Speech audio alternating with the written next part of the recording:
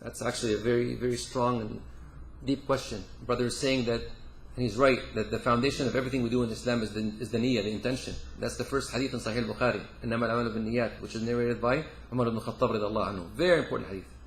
And the scholars say this is one of the foundations of the religion, is the intention. And so the brother asked a good question. He's saying, how do we make sure that your intention is for the sake of Allah?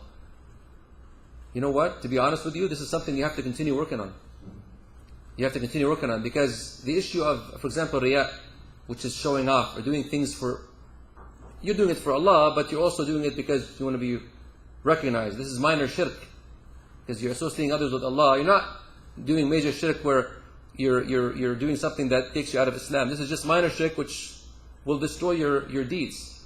So how do you make sure that you're doing it for the sake of Allah and not doing it for the sake of the people?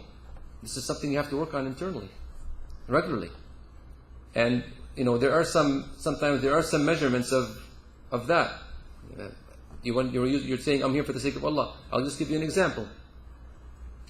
If somebody wants to come and give a talk like what I'm doing right now, maybe somebody will say, if there's not 100 people in the hall, I'm not showing up. Example. Why does there have to be a minimum of 100 people? It could be just 2-3 people that benefit. And nowadays, to be honest with you, when it comes to things like this, I'm just giving you a practical example. Doing an activity live with people nowadays is more effective than doing it on YouTube or doing it or wherever. Because if someone clicks on your video, they want to watch it, most people don't even watch 2 minutes. And then they go to something else. But if you're there live, even if the numbers are few and they benefit, bi'idhnillah ta'ala, that's much more beneficial. So this is something you have to work on. It's something you have to continue working on, and you have to catch yourself. What makes you want to do this action? What makes you not want to do this action?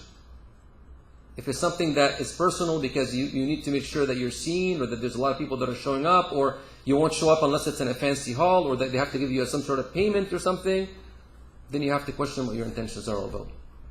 Allahu A'lam. That's what I have to say about that.